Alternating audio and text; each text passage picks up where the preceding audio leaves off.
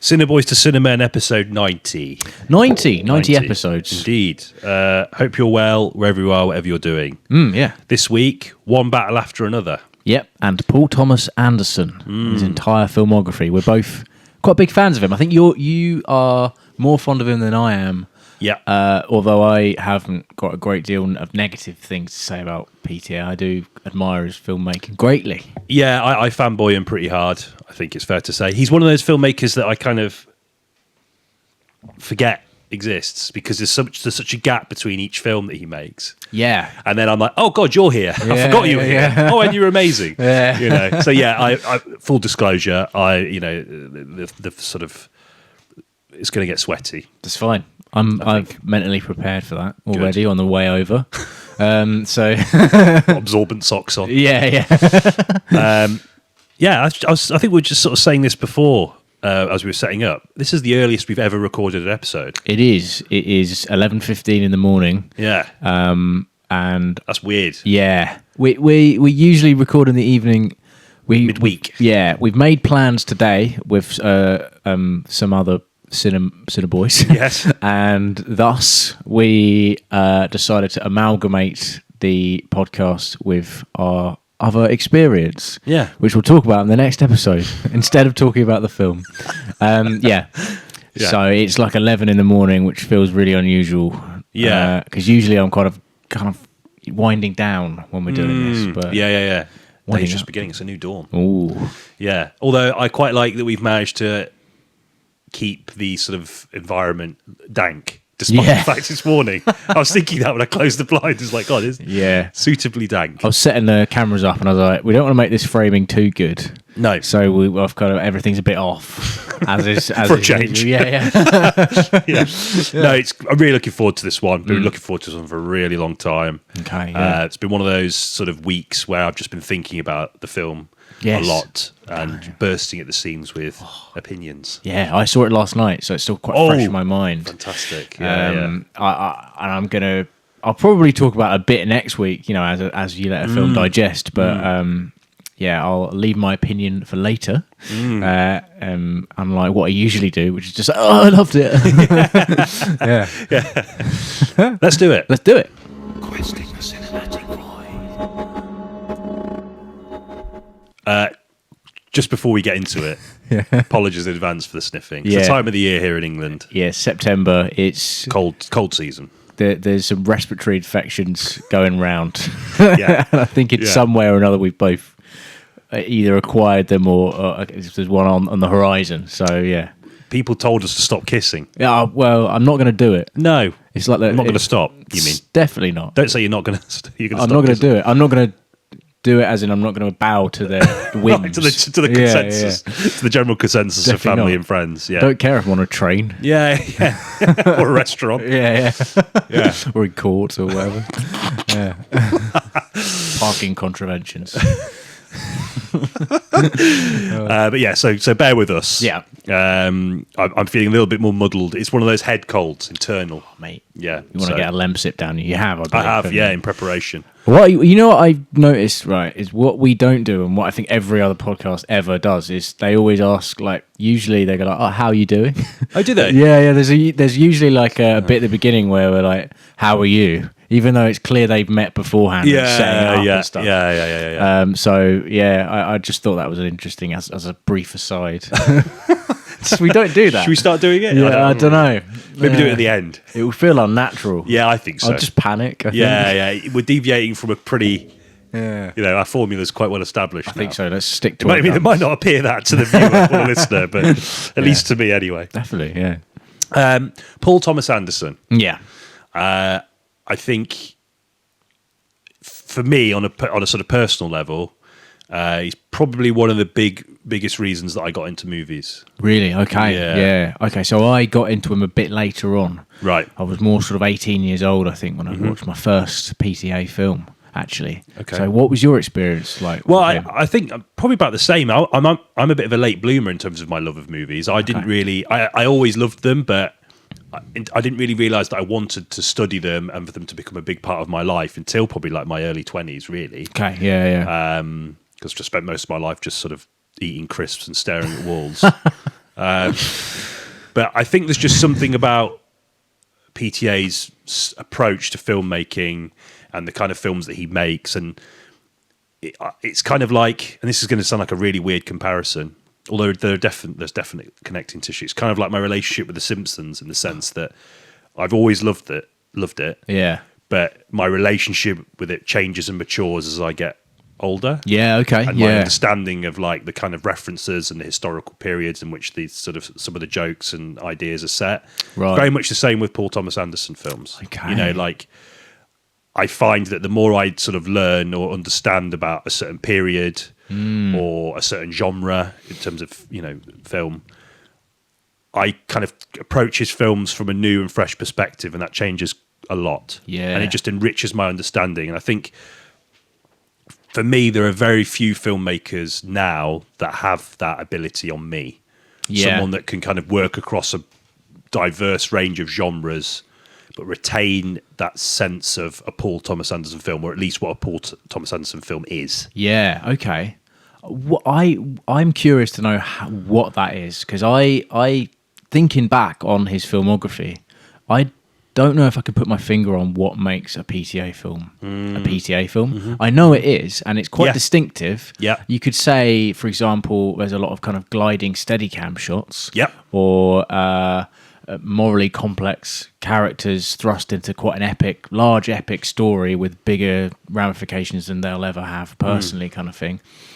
But like stylistically, other than the camera stuff, like I find it quite difficult to pinpoint. Like, so for like Boyle, for example, it's easy because it's like, you know, dynamic camera moves, things like all very fast paced and snappy and kind of even irreverent. though he, like as we've discussed, works across different genres. You can tell. I know what you mean. Yeah, and you can kind of pinpoint what makes it his style. But with PTA, it's a bit more complicated, I think. And I struggle to sort of pinpoint that down. Would you say there's anything else with his films? I think so. I think this is going to sound like a bit of like a politician's answer, but I think it's a bit broader. Okay, I think if you think about like his influences, I think you know a lot of people, and this is by no means a fresh thing to say, but a lot of people have cited someone like Altman, Rob Altman, as a huge influence on him, and I think that is something that works just in terms of the way he approaches things like casting. Obviously, Altman famously used big ensemble casts for a lot of his films. Actually, same with him. And same PTA. Obviously, there are a few notable exceptions in the case of like Punchdrunklove, for example. But broadly speaking, a lot of his films have a big cast of different characters, and all of their stories is kind of deftly intertwined. Yeah. And very much in line with the kind of themes and ideas of each movie. Yeah, okay. And I think also what the similarities with Altman continue in the sense that Altman would make a movie, again, work across different genres like PTA. Yeah. But it would be on his terms. Okay. So like Altman's going to make a Western, but it's not going to be like a Western. Yeah. Like in the conventional sense as we know it. So McCabe and Mrs. Miller is his Western. Right. But it's kind of like it would go in line with a lot of the kind of revisionist westerns that you would see the kind of before that. I'm thinking like The Wild Bunch, but the Wild Bunch has a critical eye of the West, but sort of cinematically it's still a western. It still ends with a huge gunfight.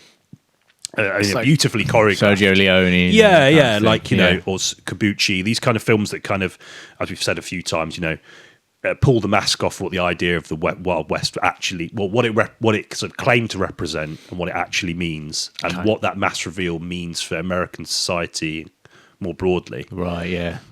But I think Altman's insistence on kind of downplaying the kind of stylistic credentials of the West. There is a gunfight at the end, but it's slow, it's clumsy. Yeah. These are people that are scared to die, and they don't necessarily have the finesse that even the characters in the kind of more kind of revisionist critical westerns do have.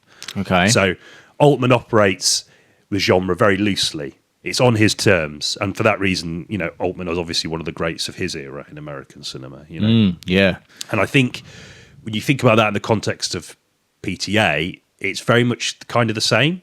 Yeah, I think he knows that when he approaches a certain film or a certain time that the film is set or a certain genre, there are going to be expectations, and I think a lot of the time he plays with them in a way that's really interesting and takes them in a different direction. Yeah, agreed. Like, There Will Be Blood. Yeah. The central character in that is arguably the villain. Yeah. He's deeply flawed. He's a horrible guy, and he's a kind of hyper-capitalist, right? Yeah, and at the dawn of that kind of, particularly in America. Signals the end of the American Wild West, basically. Yeah. Much like sort of Red Dead Redemption did. You know? Right, yeah. And actually, One Battle After Another as well. You've got like a almost Taken style plot, but with a hapless kind of like he's sort of the anti Jason Statham, isn't he? That do you know what I mean? It's funny. I never thought of him in that way, but yes. There's more to that. There's more. No, to no. One I Battle think After you're right. Another, There's something in that, and I think that sort of reoccurring theme in his films about men out of time. Yeah. Is a big one, and I think that ties in particularly well with his kind of either direct or loose adaptations of Thomas Pynchon. Books, because I mean I'm only like 55, 60 pages into Vineland, so I'm hesitant to say this with certainty. But from what I've from Inherentvice, for example, which is another film, Paul Thomas Anderson's filmography, and again, like if you look across even before that, you've got movies about characters that are out of time, either because of technological innovation or societal changes. Yeah, or personality. Yeah, and it's how those changes inform them and their relationships and the way they deal with other things like guilt and redemption, love, right? Surrogate family, or family. Which one are you thinking with regards to Surrogate Family? Boogienights? Of course, yeah. How could I forget? Yeah. I was thinking Punch Drunk Love with the love one. Yeah, of course. Yeah, but no, Boogienights is a great example. And also, if you think about technological innovation, that it's like home video changing the porn industry. Of course, and that has an impact, a knock-on effect on that sort of family unit, and throws them out.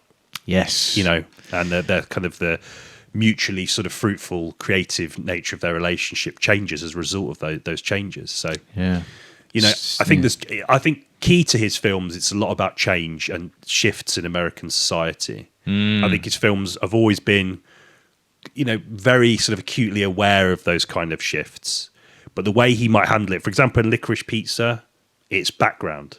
But it influences, like obviously the oil. Is it the oil? Petrol.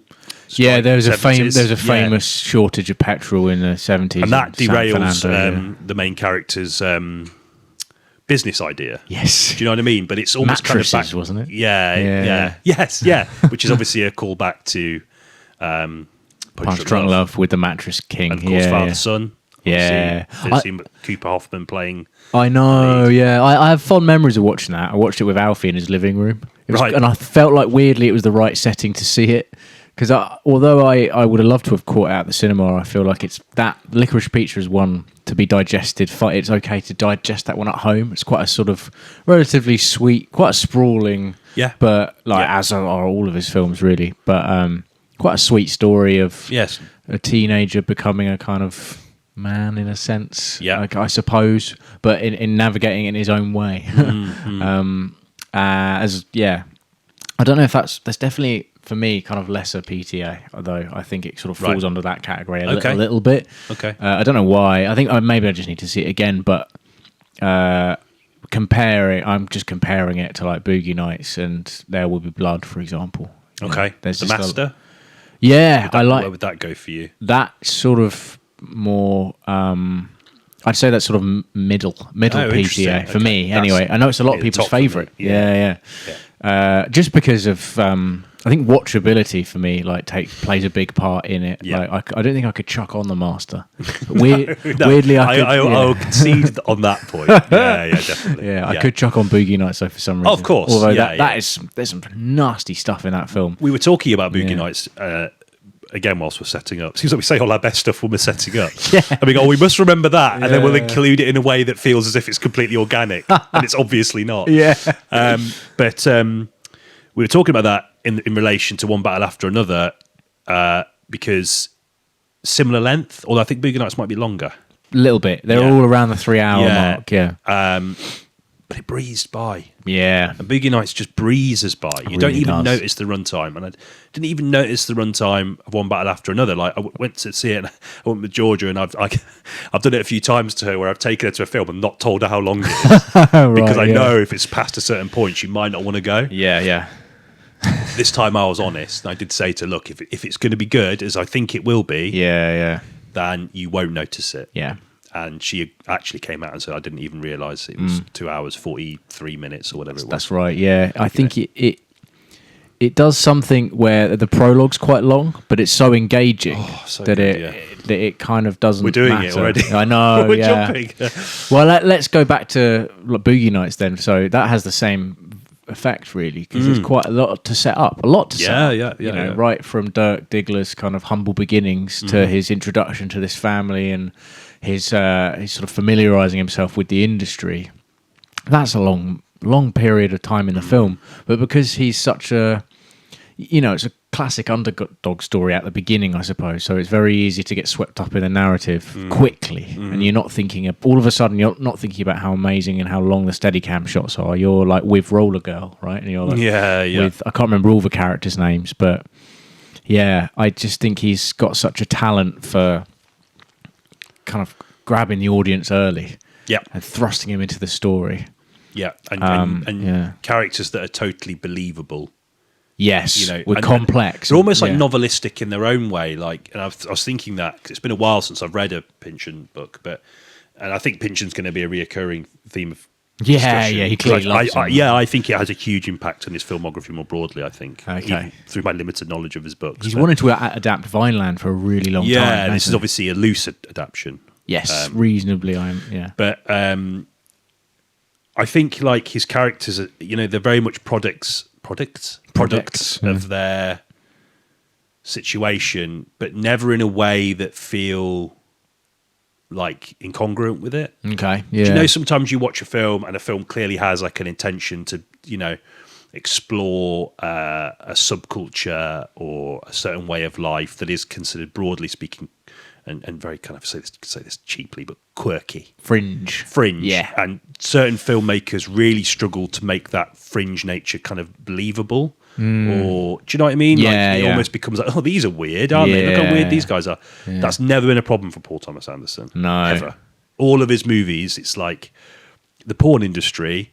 It's it's a strange industry. By its very nature. Yeah, and there are a lot of expectations based on the idea of that industry that it is a kind of exploitative place full of damaged souls. Yeah, and Paul Thomas Anderson doesn't necessarily hide from that. He doesn't hide from that complexity and difficulty, and there's some really strange moments in that film that are quite odd. I always think about that scene with, not always, because that'd be weird given what I'm going to say, but Julianne Moore and Mark Wahlberg, Dirk Diggler, when their first scene they do together.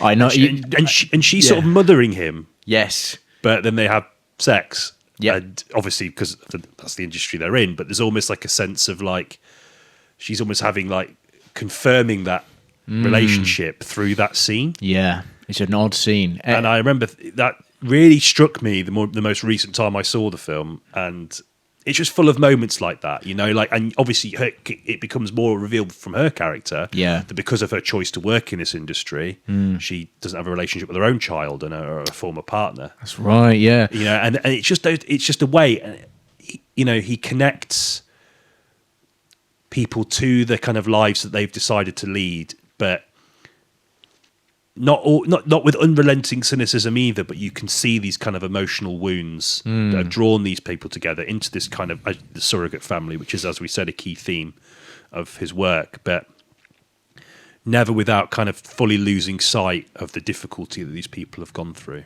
Yeah, okay. I think that's how he legitimizes these kind of fringe. Not that the porn industry is necessarily fringe, because it's a massive mainstream industry. But I think the nature of the behaviour, especially back then in the 70s. 70s, yeah. It's funny when you were saying there's a particular scene in Boogienights. I was thinking, I bet you it's the Julianne Moore, right? Okay, yeah. Because it is just it's the audience's introduction into the unusual nature of it all. And I think it's him saying, "This is the content you're going to be seeing for the next 2 hours. Get used to it. It's not meant to be sexy. It's meant to be character driven." But there's going to be nudity. There's going to be like a lot of on-screen simulated, or obviously it's all simulated in the context of his filmmaking. But in the context of the story, it's both simulated and unsimulated. You're going to be seeing this. So why don't I introduce the relationship, quite a complex relationship, by this kind of strange mother-son dynamic in it. It's very sort of Oedipal It thing, is, yeah. but it's very kind of oddly soft and Yeah, sweet as well, because so conflicting. they're right? connecting, and you can Yeah. tell that he's nervous because it's his first scene, and you can tell she's an expert and she's done it a lot, and she's guiding him through it, and in the same way that if your first day working in a warehouse or something. Do you know what I mean? Like, Yeah. So I remember thinking, I bet you it's the Julianne Moore, because it cuts to a lot of Super 8, which obviously is an important plot point in and of itself. Yeah. And there's this kind of very kind of oversaturated look to it, which is quite unique and sticks in your mind. For more, for a multitude of reasons. Yeah. I think it's interesting when we sort of talk about this idea of lesser PTA, and I think that I don't necessarily have that. I've got a few as a fanboy, but and I'd be interested to know those in a minute. But I think there's definitely a kind of like a slightly arrogant phase of Paul Thomas Anderson, I think. And I think Boogienights is definitely in that camp. It is. It's ended with Punchdrunklove, I think, for me. The arrogance ended there. Okay. That was a very... it's great. And it's not showy at all. No. It's very soft and sweet. But you're right. There's not really hard edge. I mean, there are moments. Yeah, but Sure. it's him just making a normal film. It doesn't feel like he's making a big sprawling epic. And I it's think 90 minutes as well. Yeah, I think after Says Magnolia, something. he had to do that, because I love Magnolia a lot. yeah, so and do I. that is top tier PTA for me, I think. Yeah, great. Yeah. But like, it's just. I agree with you, and I think I brought this up last week, or maybe in a voice note. It was or something. you saying something to me in a voice message, I think, that made me think about those different, because obviously every director has different eras. Yeah. And I'm too much of a fanboy to say a lesser period, but I would totally agree. There's definitely an arrogant era of Paul Thomas. There's an arrogance in his style and approach. He had an early success with Hardeight, right? Reasonable success, but and that success is a nonetheless. fucking great movie as well. Yeah. Then he did Boogienights, which just worked, and he knows it. He knows it's worked. So I think he took that formula. He had to do a lot of fighting for that as well. I don't think there wasn't like. I think there was a lot of resistance from the studio, given the subject matter of the film. Yeah, the length, the cast, like Burt Reynolds. Him and Burt Reynolds had a real tough time together, didn't they? Because Burt Reynolds just thought he was a punk. Yeah, this is 25 years younger than him. Like being quite, he's obviously very much someone that controls every aspect of the process. Yeah, but then a lot of people talk about him as a great. He's wonderful to work with from an acting point of view and all that kind of thing. And I'm sure that probably was the case. But I think if we're going to keep it in the conversation, the rails of that kind of early, arrogant, young, maybe it was a little bit harder. Ironically, making a film about the sanctity of traditional filmmaking. Yeah. But I think he did have an arrogant streak. That I don't want to talk about this too much, but like you mentioned, he might have had a bit of a coke habit as well. And I think that was quite well known. There's a bravado and there's a confidence. Yeah. His ex-girlfriend Fiona Apple, I think. She said nothing will put you off cocaine more than sitting in a room with him and Quentin Tarantino. Yeah. Which sounds fucking exhausting. Yeah, that does sound insufferable. Yeah. Even for people like us who would probably would fucking tear our arms off to get a chance to speak to either of them. Yeah. Well, definitely rather speak to Paul Thomas Anderson. But I don't think even I could handle that. No, that sounds my enthusiasm nasty. would peter out pretty quickly. I don't think they'd let you get a word in. No, I don't think you struggle to get a word in with fucking Tarantino anyway. Oh, forget it. Yeah. Let alone when he's coked off his face. Yeah. But that arrogance, I think, culminated in Magnolia, and you can see it, but it's a great film. Like, it just goes to, it speaks to his talents as well as his sort of control, I think. Is his confidence. Just, yeah. It veered into arrogance for sure. But I also think, though, that it doesn't detract from some of the most emotionally stirring moments in his filmography, which happen in Magnolia. Oh, man.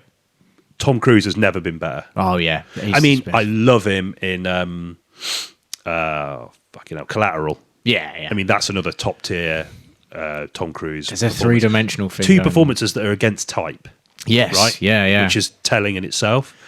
But he's it's strange to me because I was thinking about that in the context of the now and this kind of the rise of kind of this kind of hyper masculine, or meninism, all this kind of stuff that's happening on the internet and is drawing a lot of young men in.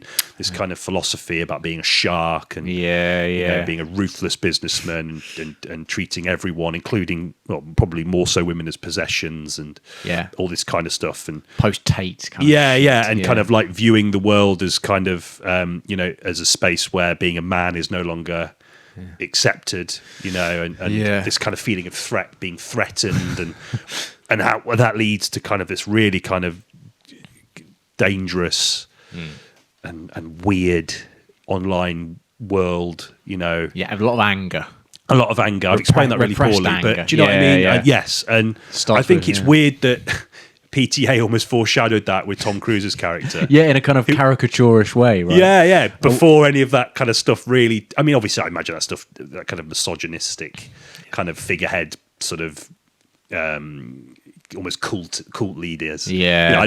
Obviously, that was always going to be around, but... You had to go to conventions to see it at that point. Exactly, right? yeah. And I just thought that was interesting. Just a little aside, poorly explained, but... And then what happens to him afterwards, which really... throws his whole kind of manifesto off balance. Yeah, and the reason why he is the way he is. Yeah, exactly. And it's so... I mean, I saw a clip of it. It just came up on my phone. I think I was on the train, and my headphones are broke. And I very rarely do I listen to anything without headphones because I think it's such a twatty thing to do. Yeah, if they broken. Yeah. They've been broken for like 6 months. Did you show it to everyone? Have you seen this? Yeah. From Magnolia. Yeah. And it's just a scene where he's like crying over his father's deathbed. Oh, man, yeah. And everyone's like looking at me, and I was like, fuck, I forgot where I was for a few seconds because I was just completely consumed by that moment. And Tom Cruise drawing on his own experiences. And, he was quite upfront about that. I think a lot of his own difficulties and traumas that he'd endured in his own life. Oh, right, okay. And I thought it was just such a... we talk about the arrogance of PTA, but there are still moments like that in his movies. He doesn't kind of dilute the sensitivity that he has for some of his characters. Especially and the confidence to give a character like that dimension. Yeah. Because, you would very justifiably write him off.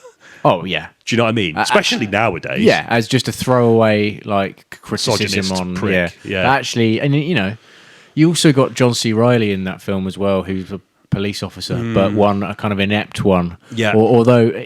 But that's not played for laughs. It's quite sad and quite sweet, and he sort of, falls in love. And there's a lot of Amy Mann songs, who I love, by the way. I really got into Amy Mann after watching Magnolia. I listen to all of her albums now. I'd go and see her live. She's great, and that soundtrack is just great as amazing. well. There's one of Loneliest Number. You've got Save Me at the end, which is now repeated on a lot of Netflix. You hear it all the time. And there's a line in Magnolia which is now that I've met you, would you object to never seeing each other again? I think is what she says to John C. Reilly at that restaurant in that scene, and that's just lifted from the soundtrack. There's the song "Deathly," I think it is. That's a lyric in the song, and PTA was like, "I'm having that." He does that sometimes. He just sort of takes the Reynolds Woodcock in Phantom Thread.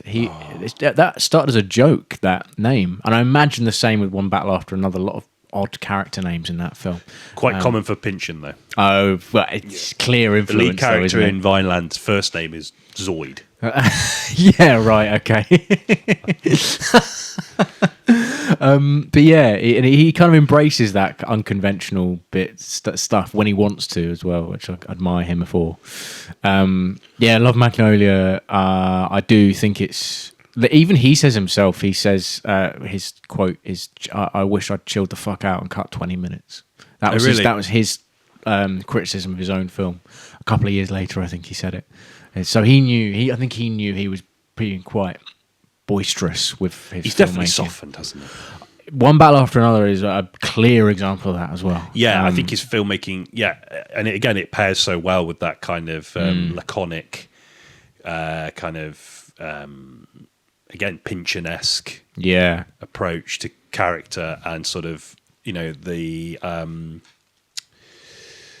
you know, again, that man out of time thing, you know, the hippie, the slacker, you know, someone looking back at a world that's changing and is lost in it, you know. Yeah, even Phantomthread has that, right? I forget about Phantomthread. Again, I mean, Jesus Christ, I mean, how fucking diverse is this filmography? You know what I mean?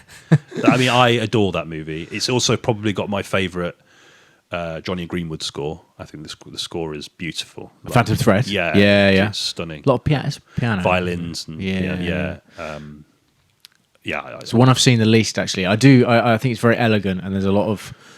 Considering he doesn't give a shit about fashion, and again, his words, it's sort of beautiful. There's scenes where he's measuring her. Yeah. And it's like beautiful to watch, and you don't really know why, but it just is. It's like a master of his craft, kind of doing his thing. Yeah. And obviously there's that man out of time element in that film as time moves on, and he's becoming more enraptured in this sort of love affair and less concerned with his work. And there's a battle there, and ultimately the love wins, right? Yeah. But there's just lovely scenes of him like using measuring tape. I always remember that film. It's one of his most tactile films, and elegant as well. Yeah. You get a sense of the kind of, like you say, the day-to-day workings of that kind of industry. Yeah.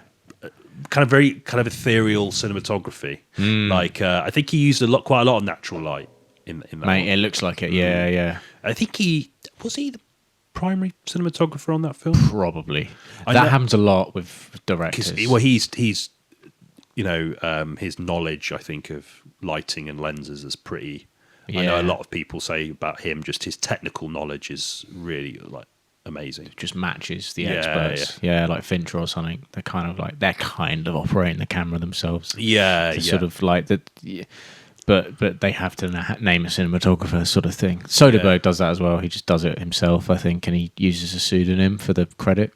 Oh, does it? Yeah. Did it for editing as well? Like the Coens do it for editing. The cinematography in PTA's films is very unique, and one of the key identifiers, I think, of his early work was very widescreen, like a lot of sort of cinemascopy stuff, and he's actually abandoned that. Where, like, the master is quite tall, and One Battle After Another is also quite tall as well. So it's VistaVision as well, isn't it? VistaVision, yeah. Second film of 2025 to be shot in it after The Brutalist. But it's that's one of his kind of key identifiers, I think. I think that's why I think Punch Drunk Love is such a film. It feels so separate in a way. I mean, you've got the kind of loneliness, which is again a reoccurring theme in his movies, and but it doesn't have the kind of cinematic epicness of his other films. No. Excluding the shots of Philip Seymour Hoffman in his mattress shop. There's like a shot there, and I was again on my phone, and I just looked. I was like, "Fuck, that is so good." It's like blue lens flare. Yeah, blue oh flare. my god, the camera like just moves in on him. Yeah, so good. But I just think that's a welcome anomaly in his filmography, and it shows his ability to work with actors that I think have made, they've hedged themselves in a certain genre and have a kind of more universal or mainstream appeal, but critically, I wouldn't say reviled, that's probably a bit harsh, but critically they're written off. Because Adam Sandler was, in a lot of the kind of screwball comedies. Like comedies that are beloved to our generation because we watched them when we were teenagers and we found them hilarious. Yeah. But critically at the time, just sacked off. And I remember there's always that classic thing, and I think I've said this loads, but everyone's like, "What next for the great PTA?" He's like, "I'm doing a film with Adam Sandler," and they laughed. Yeah, they did, because didn't they? That's the idea that Adam Sandler could be anything other than Little Nicky or Happy Gilmore. It's just inconceivable. Yeah. And I think we talk about this a lot. Again, say that a lot, but, Paul Thomas Anderson knew that was an important part of who Adam Sandler's approach was, and he gives it another dimension. Yeah. There's still something faintly screwball and wacky about his character. Yeah. But he's so psychologically damaged. And I think the cinematography in that film is less expansive and more focused on that. Like the way in which he just sort of gets drowned out. Yeah, he gets drowned out by his sisters, obviously, and the vast majority of any social interaction, he's this kind of meek presence that's ignored. Yep. in even cinematically, very deliberate. Blue suit, sat in a desk in the corner of his office. The wall is half white, half blue. Lost in the blue. Collecting coupons. Yeah, yeah. His hobbies are just very banal and unusual and unremarkable. And it's about the idea that love suddenly unlocks you and makes you, it gives you that kind of agency that your life previously didn't have. Yeah, yeah. And I think a lot of his films focus on that, but I think that's the most kind of, not fairy tale, but the most kind of authentic commitment to that kind of idea of the kind of fairy tale romance, the kind of Hollywood romance, but on his terms. Yeah, yeah. It's not sweeping, and I mean the scene when they connect in the Hawaii. hotel in Hawaii. Yeah. Honestly, I know it brings a tear every single time. Yeah. Do you know what I mean? So sweet. You just connect to it on such a deep level because it's. I don't know, there's something about Adam Sandler. I think it's because you spent a lot of your formative years as a teenager eating Wotsits and laughing at him. And then all of a sudden you see this side of him and you're like, oh my God, yeah, you're a damaged guy. That scene where he calls the sex line. Oh, start, and yes, the first one. The camera knocks on like the edge on a sideboard. PJ loved it, didn't he? So there's this bit where the camera just goes like to the side and back again. And they made him repeat it afterwards. Yeah. No, Punch Drunk Love is. I need to see it. I've got one of my few Criterion Blu-rays. Punch Drunk Love. Yeah, it comes with some great collection. Yeah. Oh man, it's so good. It's just so like. It's a gorgeous film. Rich. John Bryan's score as well. Yeah, fantastic. Again, another fantastic. Yeah. You know that She Needs Me. That's Shelley Duvall. Is it? Yeah, from an older film sampled. Yeah. Okay. I think I can't remember what film it is, but I'll have to look. I should have fucking looked it up. It might be an Altman film actually. Three Women. I think maybe because Duvall worked with Altman. Yeah. So I think that's actually where it's from. Which, that's a great movie. Good connection there. Yeah. I always think of the scene where his sort of two outbursts in that in the film where he sort of doesn't punch like a hand dryer or something. Yeah. And then he smashes the windows at his sister's because he just pent. Well, he can't. Yeah, he's not. And it's an interesting comment on the nature of anger as well, because I think anger, broadly speaking, is seen as quite a negative emotion. When in reality, I think a lot of the consensus is that actually this should be something that needs to be. We need to take away the negativity around it and accept that it's a normal emotion. Yeah. And I think he's someone that he's never been given that space nor does he have the tools. Because of that lack of socializing, or the fact that in every situation he's he's like background. Yeah. He's rendered background by everyone else. He's completely incapable of just expressing himself, not just with anger, but with everything else. Yeah. And it speaks to the power of meeting that person in your life that can help you do that, Yeah, she's quite tolerant of it, isn't she? She's tolerant of his idiosyncrasies and his weirdness because she sees something in him that's going to be mutually... I don't want to make this to private of the romance, but it's mutually beneficial for both of them. She has her own idiosyncrasies. He's prepared to look past that for her and vice versa for him. Yeah. And... I just think that's such a lovely thing and a really wonderful message, really. Yeah. And it doesn't get lost in the cynicism that some of his films sometimes have, Totally, actually, yeah. It's his least cynical film, actually. I think so. Say. Yeah. I have a story about my first ever exposure to Paul Thomas Anderson, which I might have told in a form before on this podcast. But basically, my first ever PTA film was There Will Be Blood, right? It was an awards contender. It was 2007. Yeah. My DVD collection was growing rapidly, and I heard this buzz about There Will Be Blood. It was a time in my life where I think I started to connect to like buzz and like around films. Yeah. Harder to do as well back then because the internet was still very much not like it is now. No, I can't just. Great. It's not in my pocket, basically. Yeah. Cheers. Thank you, everyone. Right. Next week, cultural commentary once again. It's not like it used to be. Not what it was. And I was like, I'm gonna have to watch this. It was made popular in my mind by like the awards, the kind of and the buzz around it. Bought it on DVD and fucking hated it. Like I seriously hated it. I think you've told me this before, but yeah. I couldn't watch all of it. I was literally this is so boring and so like I thought it was awful. But then I I kind of kept it to myself because when It's hard it's if everyone else embarrassing. likes something. Yeah, I had yeah. that when I came out of the Joker. Yeah, right. Everyone was Yeah, like, that was great, and I was like, I don't want to be that guy, but I thought that was fucking shit. yeah. And so I kept that in my back pocket, but I had an opinion of it. And then I went to university and I started studying film. Started to sort of watch more like David Lynch films and kind of get into films I previously wouldn't have bothered with, basically, because all of a sudden I saw a bit of worth in things that I previously would have turned my nose up at. And again, it's back to Alfie. He was like, "Oh, that's great. There Will Be Blood's great. It's Paul Thomas Anderson." I can literally picture him saying, Yeah. He's like, I can't believe you didn't like it, because I was honest with him. I said, it wasn't really for me. I can so easily picture him being looking at you like, what? Yeah. He's like, I'll watch it again because it's about religion versus capitalism. I was like, all right. And then literally, sign me up. Yeah. I put it on again. I gave it the benefit of the doubt. I'm so glad I did, because like minute one, I was hooked. I don't know what it was, but there's something about. Isn't that interesting? Yeah. How mood or just it's not the right time. Yeah, totally. This film is not the right time. It was like a year too early, I think, for me. And then it's such a good film. It's like just like I don't know how it manages to do what it does in terms of captivating you, because it's about it's a very dry story, like, and it's based on oil, isn't it? Sinclair, yeah, and like, which I've not read. Oh no, It's a tome. You could kill a rhino with that book. Yeah, it's a big one. For that reason, it's probably why I've not wanted to read it. I'm scared of it. How does he make a film that's so engaging and watchable? Then, like, it just baffles me. It's such like a unique skill, I think, of his, to turn a really turn some hard literature into something very, very complex still, but very digestible and like sort of entertaining in a strange way. Yeah. It takes one of the things that I love most about westerns, which is the death of the West. I'm obsessed with that.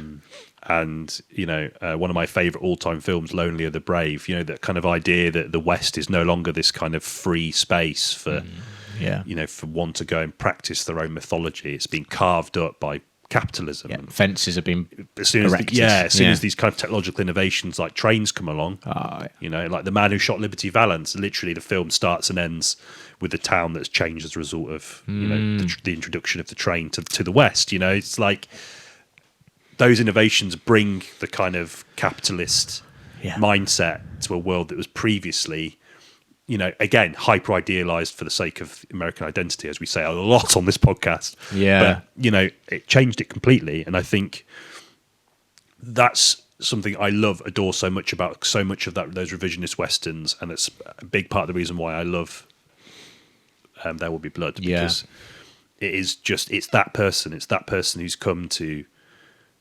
gleefully just take that apart. Yeah. Just rip it and dissect it for everything it's worth. And my God, I just think of that shot, which involves a train, actually, of him. It's either him getting on a train or him leaving his son on a train. Because he's been deafened, hasn't he, by that accident? Yeah. Fuck, man. He's walking away and his son is like banging on the windows. It's so hard to watch. Because like we were saying about PTA and his sort of ability to make characters very complex and very, not like sympathetic, but like you're kind of with them in one way or another. Yeah. But at that point, I was like, this is a fucking horrible man, and you start to weirdly. It's like a Dickens villain. Yeah, totally. Yeah, and your allegiance starts to sort of teeter towards the equally complex priest, right, Paul Dano. Who's exploiting the system for his own means exactly. as well. Yeah, completely. Yeah. Oh, it's just so rich. I've abandoned my boy. Fuck, yeah. That's always on fucking like Instagram as well. Yeah. I've abandoned my child. I can't do it justice, obviously. Really? Daniel Day-Lewis was in the room. Oh man, yeah, back again, isn't he? Yes, his son's film, Anemone, Anemone, been like a bit of a mixed critical response, I think. I like that though. Yeah, it could be. Sean Bean as well. Really, Sean Bean's in it. Sean Bean and Daniel Day-Lewis. I think he plays his brother in the film. Daniel Day-Lewis' brother. I could see that in a strange way. I think it's set against the backdrop of like it's something to do with the Irish island, I think. Fair enough. Yeah. Day-Lewis is Irish, isn't he? Yeah. I believe. Kind Maybe. of British. British. obviously, Yeah. Attempts to kind of... Maybe he's not Irish. Yeah, no, it's something to do with that kind of whole situation. Oh, okay. Interesting. I don't know. Yeah. Looking forward to it. I mean, yeah. visually looks incredible. Oh, really? Trailer, yeah. Again, a trailer you can't help but watch when you're in the cinema. Yeah. It's not something I tend to look out for, but you get exposed to them, though, don't you? I'm interested. I'm intrigued. He says he keeps saying that he's never retired. Right. Has he ever explicitly said that he's retired? I think Or is that just a label that people have put on him? it gets hammed up by the press, I think, because he after Phantom Thread, I think he got quite depressed because it was presumably quite a hard role to inhabit. And he's like, I'm going to have a break. He has breaks all the time. He chooses his roles like. Didn't he have a break for like 10 years to make shoes? Yeah, that He wouldn't was like put a it cobbler past for a him. while. Yeah, I can't remember how long for or where, but he went somewhere and just became a cobbler. Fucking hell, there we go. I mean, fair play to him. Yeah. But One of the last sort of, because method acting's getting thrown under the bus a little bit, isn't it? Yeah. Because a lot of people have done that and have just been sort of twats. yeah. And I funnily enough, I saw an interview of him talking about it, and he said, it's getting a bad rap because of those people, and he thinks it's still a credible way to approach a character. But then he did say that the moment that it starts to impact everyone else's work, you're doing it wrong. Right, I see. Yeah, and So it's interesting. I'd love to see how he manages that. yeah, Because I my think view so. of it, again, I'm thinking like Man on the Moon, Jim Carrey, and all those kinds of things. That got a lot of shit. Yeah, like, yeah, 20 like- years later. Yeah, so I'm intrigued to see how that process works in terms of like keeping close to that character whilst making it as easy as possible for everyone else on that set. Yeah, I'm Jeremy just Strong interested. does that as well, doesn't he? Yeah. He's a very method, but apparently he does it in a way which doesn't influence other people, which I imagine is like quite viable. Yeah, I do think that about method acting. So it's a kind of like, there's a snobbery to it, I think, which rubs people the wrong way, but it works for him. He's a fucking great actor. So Yeah, one of the best. I don't know. Right? Yeah. But no, great film. What did he do? That was 2007. 2007. Then it was The Master, which was 2012. Yes, a bit of a break. I do love that film. I think there's some standout moments in it. The bit where he's running through the field, I love. Yeah. The bit, obviously, the classic bit is the discussion he has when he first meets Philip Seymour Hoffman's character, and he's like talking about moonshine. And it's this back and forth kind of. Yeah. He's getting inducted into his way of thinking, isn't he? It's a very, very intense back and forth in Yeah, the bowels of a ship. I remember that scene very well. Overall, for me, The Master hasn't really resonated the same way There Will Be Blood did for some reason. But I don't really know. I think There Will Be Blood is a landmark film for that period, isn't it? So I think Yeah. anything that follows is going to be a shadow over it. I think The Master is superb. Yeah, it is great. Unsurprisingly. No, it is a great film. I think it's the start of him focusing more so on kind of men out of time, okay. men wrestling with their past and their trauma. Yes, he's a very damaged guy. Isn't Yeah, he, Freddie? but in the Navy in the Second World War. So he's come back with his own demons, and it's about him finding hope in something. Finding hope in what Philip Seymour Hoffman's cult offers. Yeah, it's basically Scientology, isn't it? I think that's one of the influences for sure. Yeah, PTA's notoriously fond of like the San Fernando Valley, isn't it? Yeah, I think Scientology's influence over that geographical area is quite significant. right. So that makes a lot of sense. Okay, yeah, I can see that. But it's about him kind of wrestling with that, and it becomes about power and the people that you deify, and then Philip Seymour Hoffman's character having this kind of initial aura, which is kind of completely all-encompassing. And then that's the more time he spends with him, the more he realizes how human he is, essentially, and in the sense that he has these kind of all of these problems and idiosyncrasies that completely undermine this kind of image of himself that he has to have for the sake of his his cult, his credentials as this kind of pseudo intellectual. But it is about the kind of destiny and sort of wrestling, how you kind of take back control of your own life. Okay. After being inducted into an extremism, control, form of and extremism. what are the circumstances of his susceptibility to such an unusual belief system? obviously as a result of his trauma that he endured in the Second World War. Yeah. And I guess it's breaking free from that. In fact, I mean, one of the last scenes, or not necessarily the last scenes, but the scene that sort of very much illustrates that is him on the motorbike, right, driving away. Oh yeah, of course, yeah.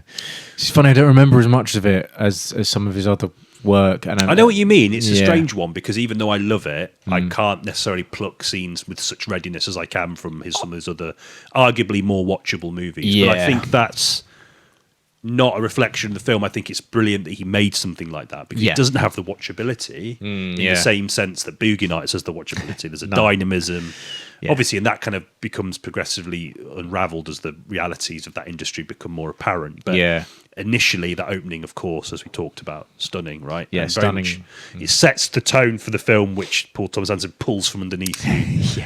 As soon as it hits 1980. Yeah. Well, fuck. You know, 80s, William right? H. Macy shoots someone, and that's it. Then himself. Yeah. Oh. The 80s is a pivotal period, I think, for him, and for Vineland, the book, which the film is. So the book is set in the 80s. Yeah, so capitalism, hungry era. Yeah. But I think the context of Master is about that kind of taking control, being out of time, and the allure of finding hope in what others can offer, and the susceptibility of them changing you, and you almost becoming an extension of those people, you know. And then eventually, it's about him fighting back from that and getting something back, but there's still an uncertainty there. Of course, yeah. Yeah, no, I adore it. I do agree with you though. It's not a film that I remember as much. No, I remember scraps of it. Like I remember a shot of the sea.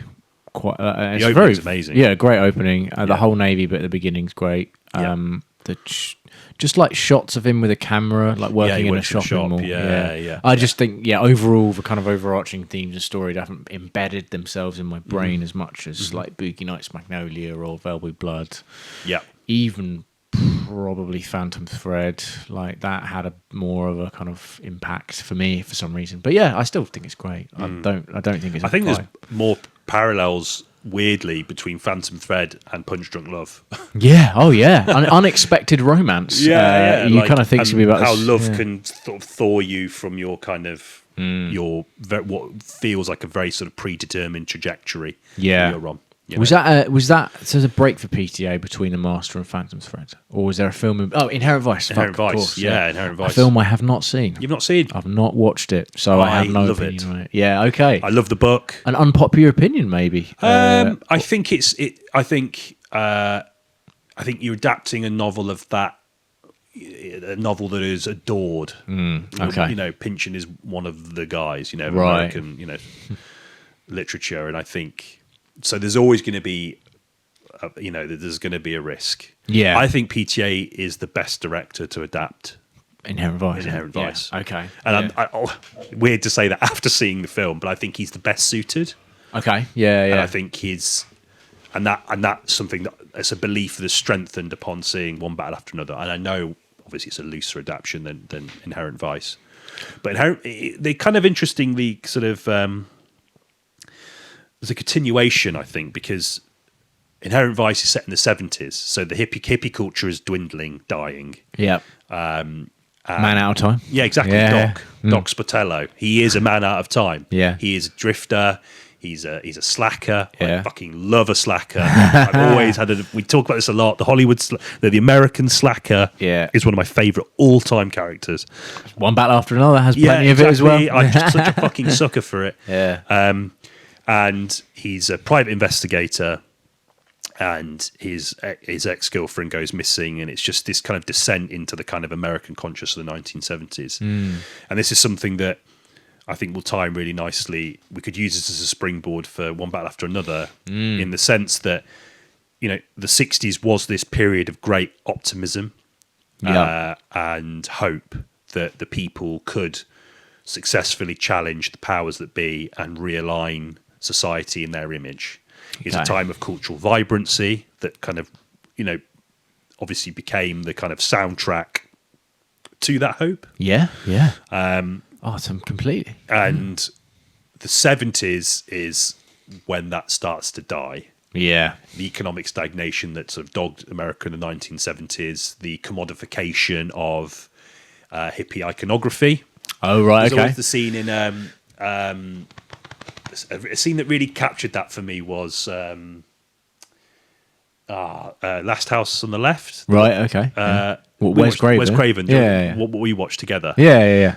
The bit where he buys his daughter a peace symbol in the 70s. Oh, And right, that yeah. symbol has like lost all worth. Yeah. Do you know what I mean? It's commodified.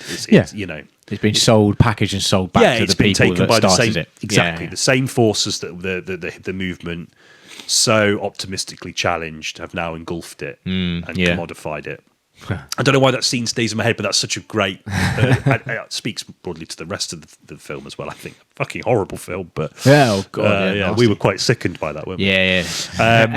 But you know, the idea that that kind of that identity is almost like it's already within the passage of a few years just worthless, and the people that cling on to it are losers. Right, slackers. Yeah. And Doc Spatello is one of those losers. Right. And he is trying to sort of feel his way through this kind of neo-noir, essentially. Yeah. And the great thing about the noir, of course, is that, you know, the best noirs, I think, is that there is this omnipresent sense of uncertainty because there are so many powerful. There's a powerful force orchestrating things in the background, but because its tendrils are so deep in society, it's impacting everyone from top to bottom, and there's this total sort of omnipresent confusion. You never quite know where you are, what the fuck is happening.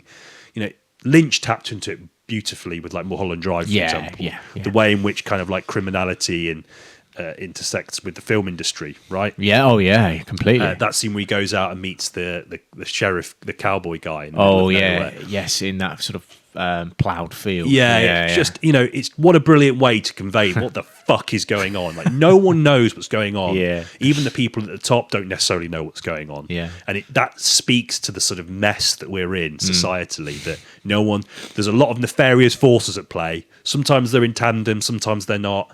And the influence they have ends up creating new problems, and it just becomes this cycle of uncertainty. And Doc Spatello is just drowning in it. Right. You know? Okay. And that's the idea is that it's convoluted and complicated. Yeah, the best noirs, you know, they're drowning on that uncertainty. Yeah, okay. And it's almost dread-inducing, you know? I think I remember the trailer trying to give that kind of give the sense of that across, how it's just a tangled mess. Yeah. And that put me off a bit because who wants to go see a tangled mess, right? But I should give it a go. I really should, because it's weird that I haven't seen it. It's the only I love PTA it. film I haven't seen. It totally accurately, for me, represents one of the key themes of the book, which is the schism between that kind of optimism and the reality of what's left. Yeah. And the differing belief systems, conservative America, which of course grew into greater prominence into the 80s, which becomes a huge part of Vineland for the 50 pages I've read.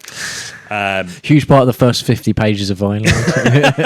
You know, and then of course, that schism, I think, is so foundational to that sense of uncertainty, and it pairs so well with that kind of noirish obscurification of truth and the lack of understanding of what the hell is going on. Yeah. And just the feeling that it's only going to get worse. Great Johnny Greenwood score as well. Another one. Okay. To add to the collection. A very fruitful collaboration with PTA, actually. But a lot of his own compositions mixed with like great music like Can and Minnie Riperton and all that kind of stuff. It's good. Oh, nice. Great film. I love it. I really love it. I know there's a few people that really don't, on the basis of the book. Right. Love for the book. And, Okay. I thought the criticisms were largely down to the sort of confusing nature of discordant it. structure, But maybe, I mean, I'm not familiar with the book, so maybe that was a lot of fans of the book didn't take kindly to the adaptation. I mean, Sounds unfilmable, to be fair. So. yeah, I think, you know, with a book like that, you're going to have to pick something and just go with it. I don't think you're going to capture that sense of it as strongly as the book could. Right, yeah. Or did.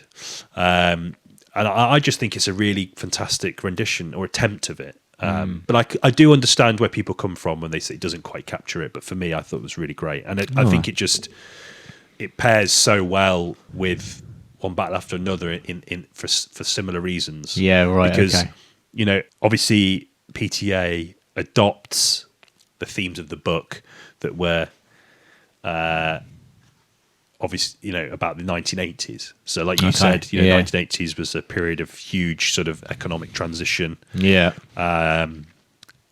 Reaganism, neoliberalism, the sort of hyper individual, excess, and all those wealth kinds of divides, things. wealth inequalities. Yeah. The kind of opening up the markets, the destruction of social provision and the state in the sort of in an effort to empower the self, really. And what's particularly interesting about those first 50 pages is the lead character is still living in that kind of hippie mindset. It's the 60s, so the difference between those two periods is so much more stark. The 70s is finished, and it set the stage for someone like Reagan to come and sort of capture everyone's frustration, and ultimately make the world, only sort of more palatable for people of a certain economic standing. And that obviously has a huge impact on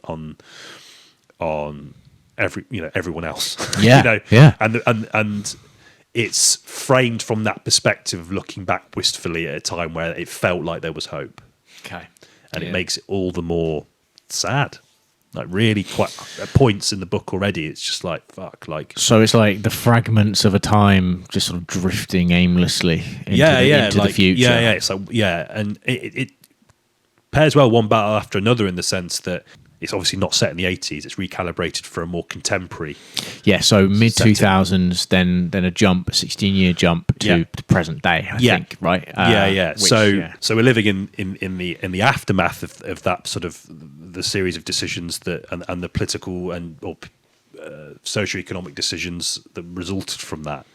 Yeah, and the standard of living has continued to decrease, and it's made people more palatable to certain ideas that are incredibly dehumanizing. Yeah, extremist. And extremism. And I think it's quite interesting that DiCaprio's character, he's not he's not someone that's looking wistfully back at the 1960s, but he's looking back, or he's a casualty of the idealism that drove the fight back of the French 75, right? Yeah.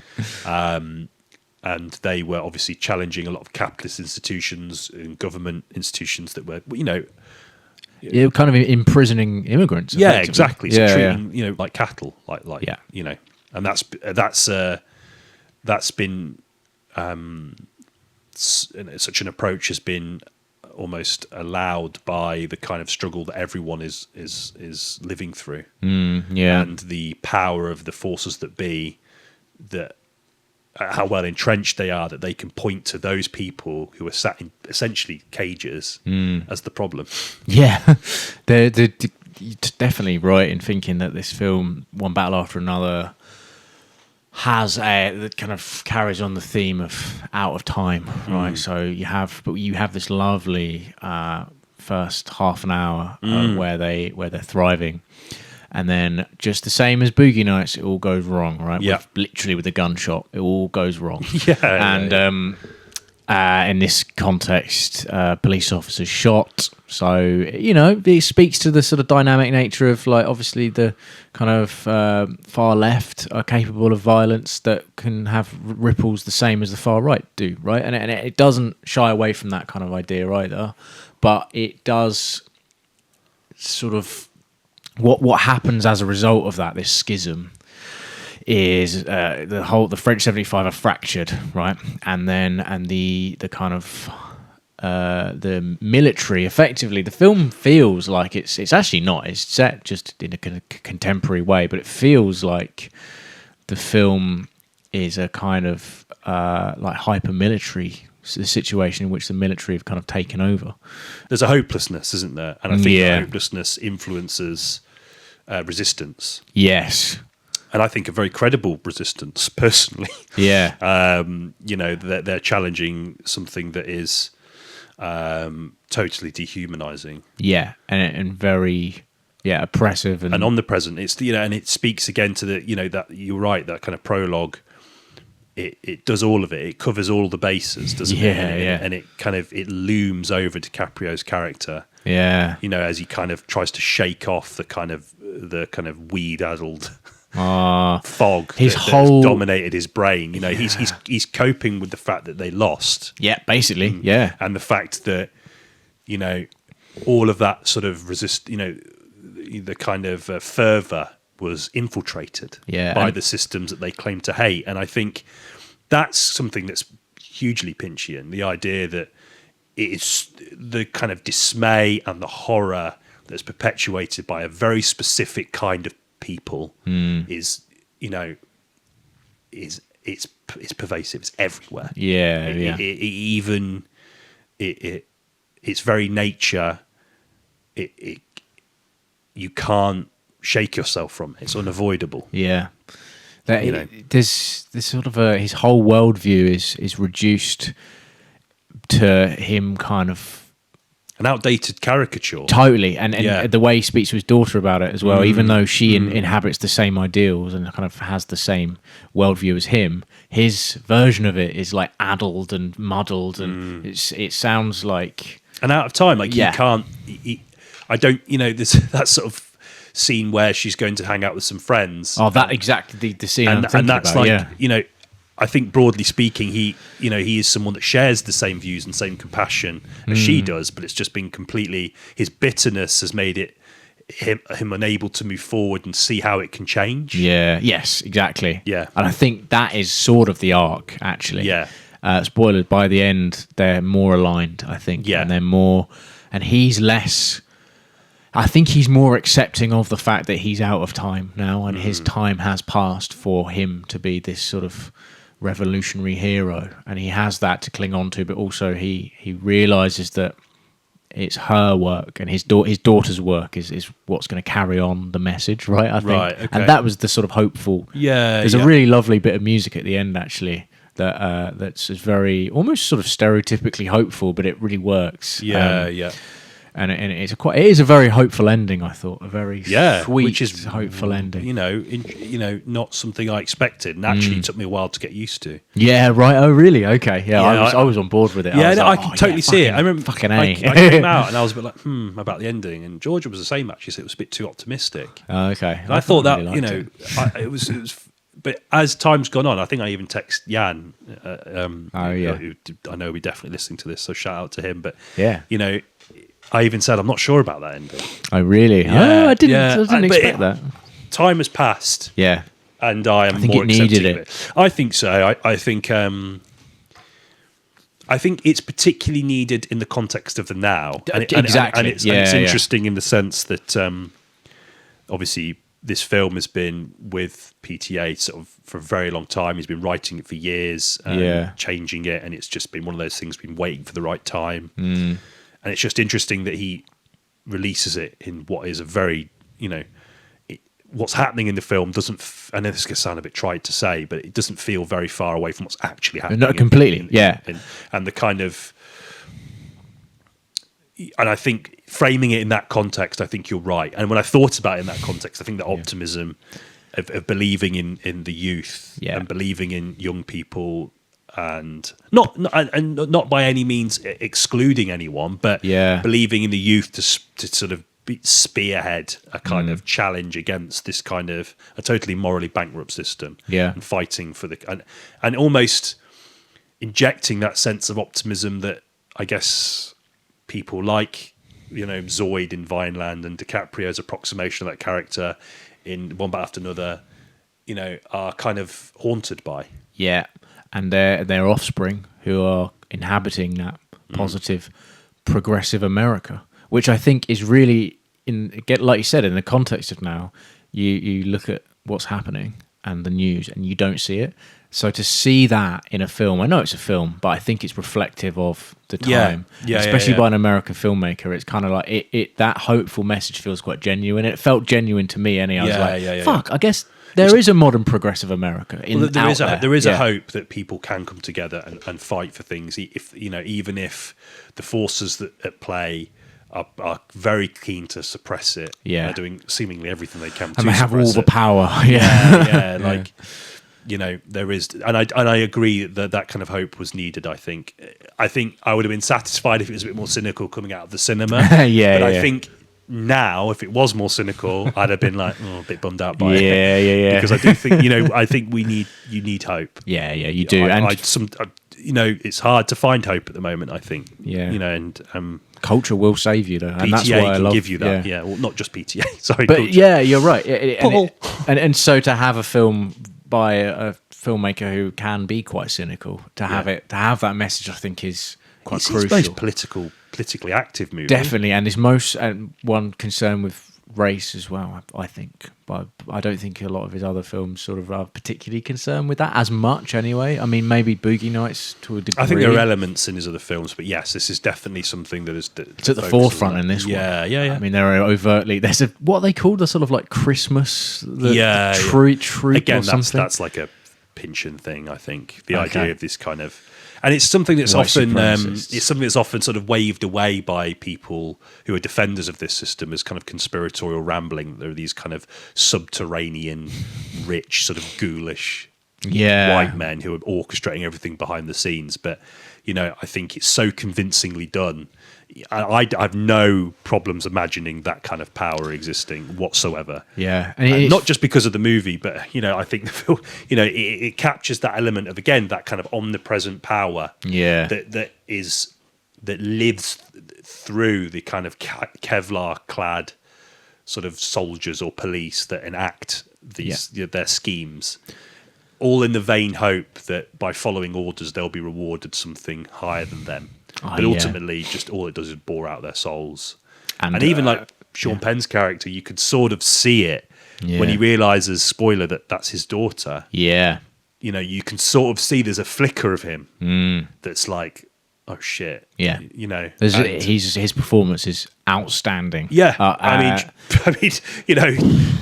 as a man, fella. As a guy, fella, he's done some fucking lightly. Yeah, let's make it clear that he's nefarious. As an actor, that is, I think it's one of his great performances. Certainly in the last 20, 30 years. I can't think of a film where he's been this good. He's very, like, what he does with this guy who, on paper must have been, like, not Pynchon, but the script would have been just kind of hard-bodied, sort of macho American soldier, like, mercenary type guy.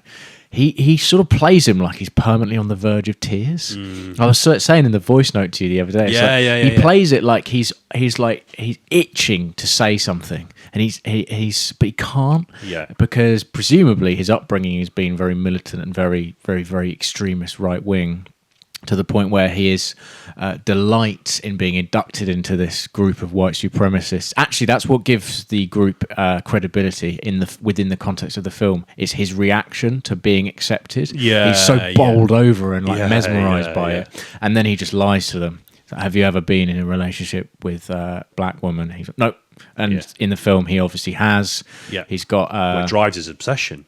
Completely, and just there's like when he was pursuing his what he thought was his daughter, turned out was his daughter.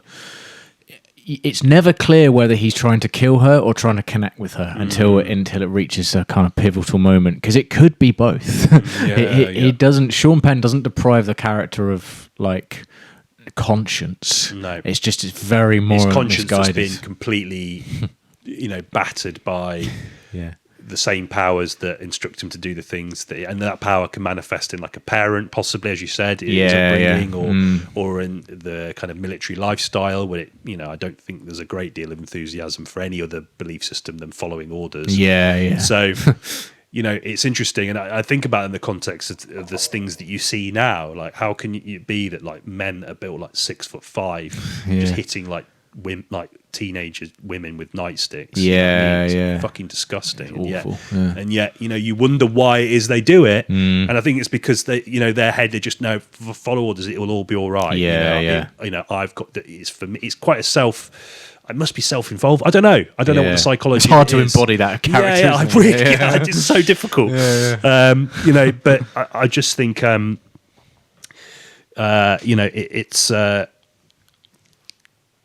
You're right. There's an element of complexity to him. Totally, it's not rewarding, No. and it's not, because if you think about someone like, and I was thinking about the context of 3 Billboards. Oh, okay. Sam Rockwell, right? Right, yeah. He gets his redemption.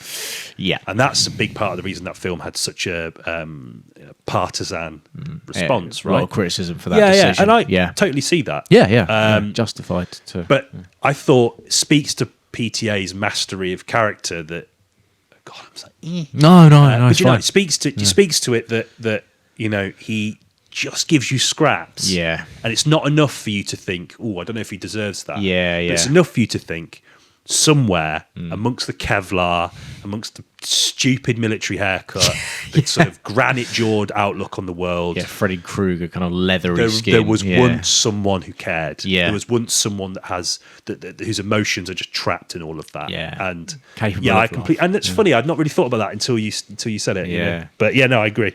100%. Really good performance. Chase Infinite's really good in this as well. Yeah, daughter. One of her first films. I think It's her debut Wow, you wouldn't performance. know. Nope, totally. PCA takes quite a stock character. I think it's quite.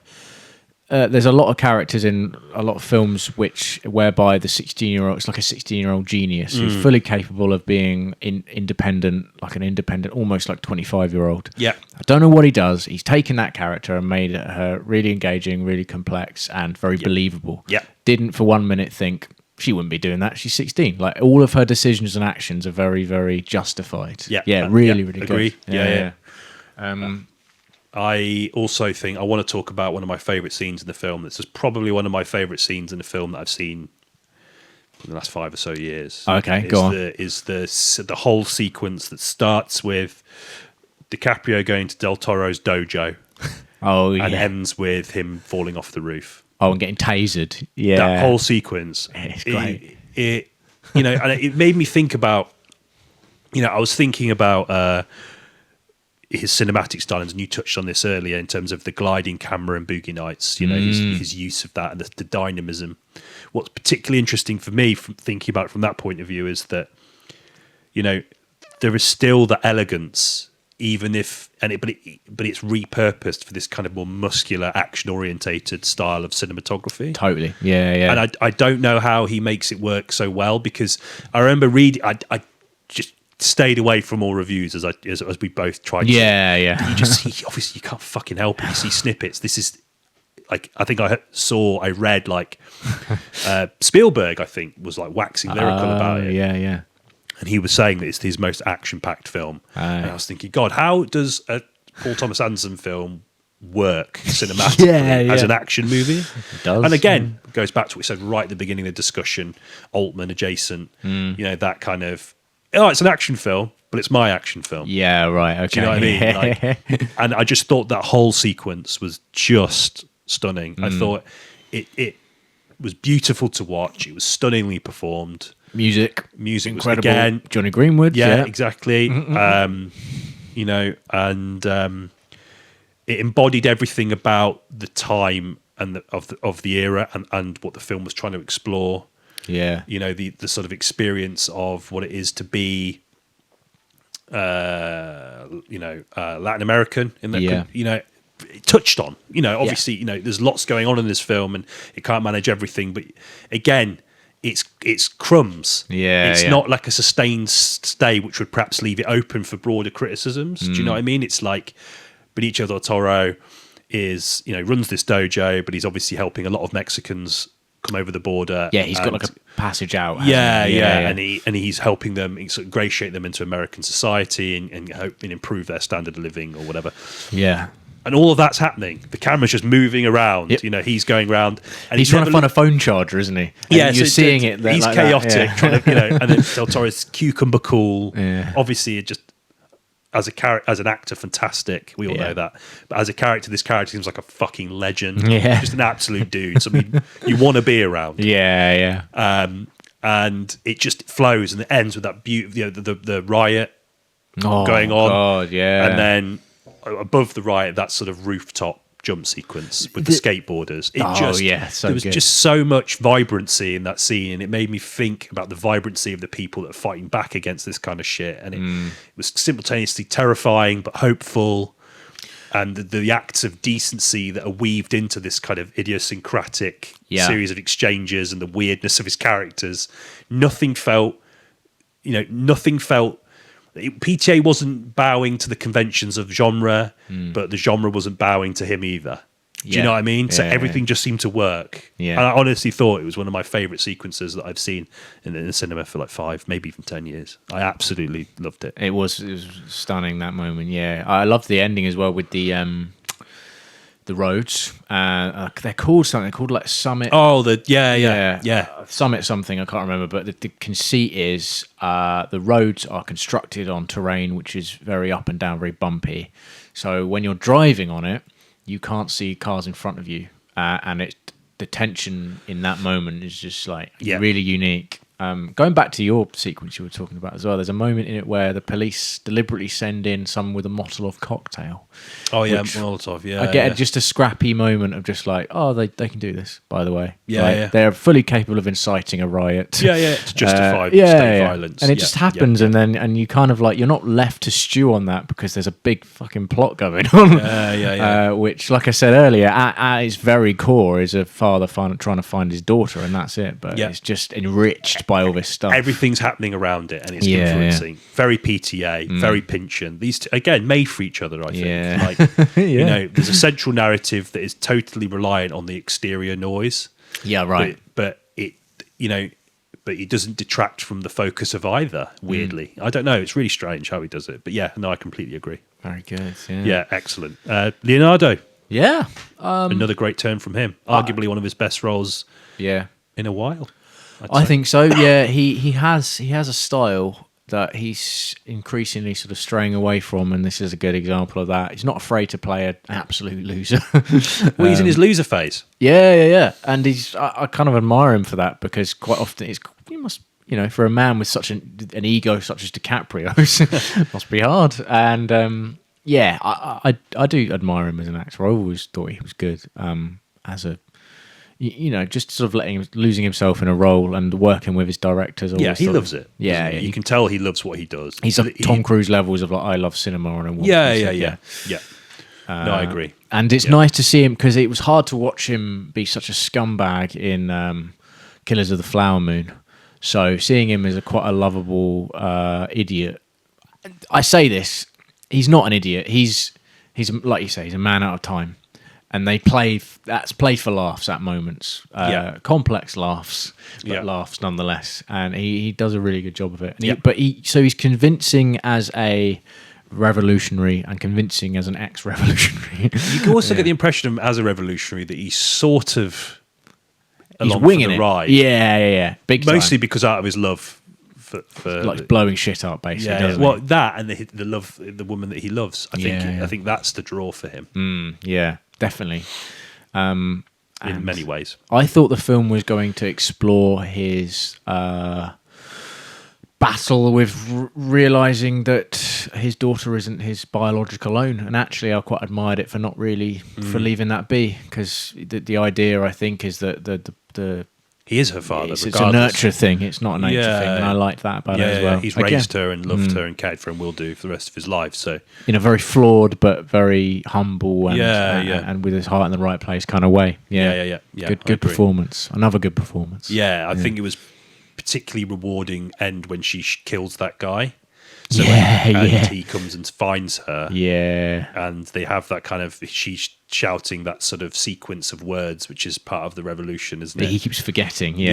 Which is played very handled really well. Very obvious, but very tactfully done sort of metaphor for his position and his mindset, right? Yeah. But then they embrace and he's like with her, just a really great payoff. And of course, at the end, this kind of malevolent subterranean cult kills Sean Penn. Yes, by gassing him. Another great, I mean, what a message. And interesting that they turn on him, so readily without any remorse, and that's what I think separates these two factions is like love, basically. I think and love is a huge theme in a lot of these love films. that makes them it's a potential weakness. Yeah, completely. But it's love all the same. Yeah. Whereas with their opposing number, it is just power. It's all they want: power and to stir hatred. Yeah. and no one in that environment, any kind of fascist government, no one is safe. No one is safe in those spaces. Yeah, because exactly. everyone's a fucking chancer. Everyone wants what the other person has got. And people are just biding their time and going to make their move. And I think that was a fitting way to demonstrate that. Yeah, so ungraceful. Yeah, you just get gassed. And, and cremated and forgotten. Almost like a file. Yeah, a file drawer. That's it. Yeah. Yeah, that as a visual metaphor, that works, doesn't it? Yeah, I bureaucratic. suppose. Because even in death, it's just bureaucratic. And just the idea that this Throw guy away. could have been attracted to black people. It's just like, no, file it away. Yeah, burn it. Yeah, and that's it. He's yeah. impure. Yeah, horrible.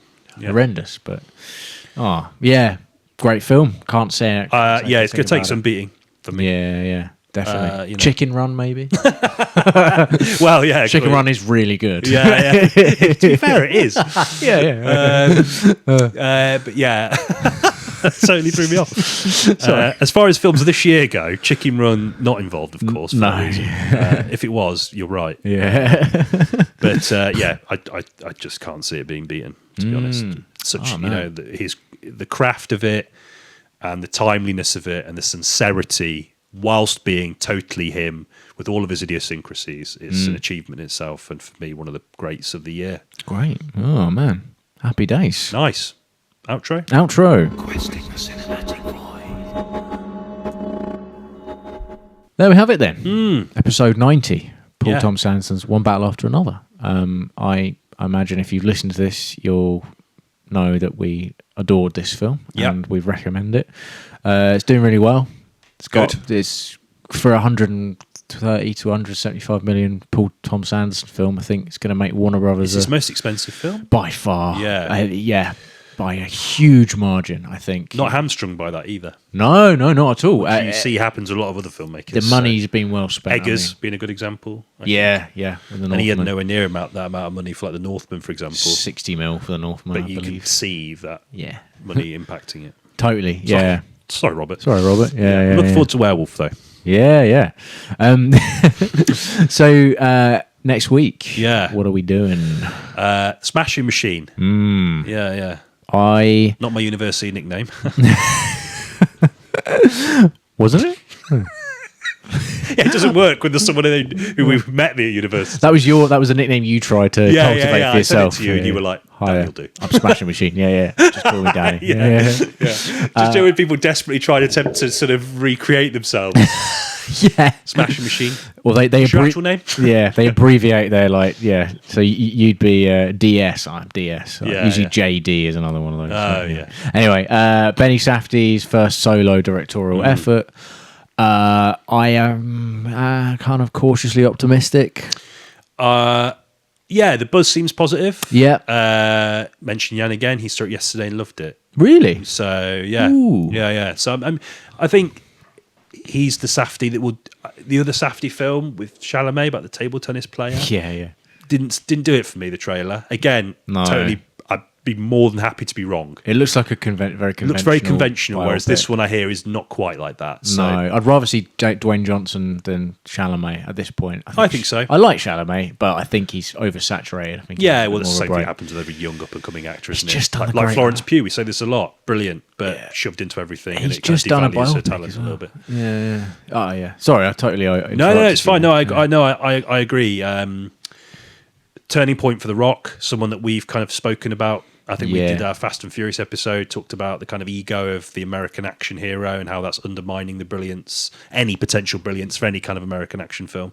Hopefully, his humility is genuine. I really hope so. Yeah. I mean, all the noises is that he's very, very, very good. Okay. Yeah. So that's exciting, and an area of it's interesting because obviously UFC's culturally is exploded, and is typically associated with a certain side on the political spectrum. Yeah. So it's interesting that this film has come out and been adored by people who probably position themselves in opposition to that. Okay. So I think that might be something to talk about a little bit. Yeah. I mean, Safdie's origins in New York, very sort of Scrappy liberal New York. filmmaker. Yeah. and then his, him and his brother, two searingly good films they made together, Uncut Gems and Good Time. I'm like I say, cautiously optimistic. I hope it's going to be. I hope it's not like a. I just feel like sometimes, in the same way, like The Whale with Brendan Fraser, just like, oh my god, he's back. Look at him, like he's back and he's doing great stuff again. And I feel like there's the cynical side of me is thinking maybe this might be the same thing, but by all accounts, it's not. So hopefully not. I'll have to judge the film on its merits. I didn't really like The Whale much at all. But, looking forward to it. In the meantime, thanks for getting to the end of an episode. Thank you. It's been really enjoyed this one. Yeah, me too. It's probably pretty obvious why. Not that I don't enjoy the other ones, of course. But thanks as always, and we'll catch you in the next one. See you then. Take it easy. Bye.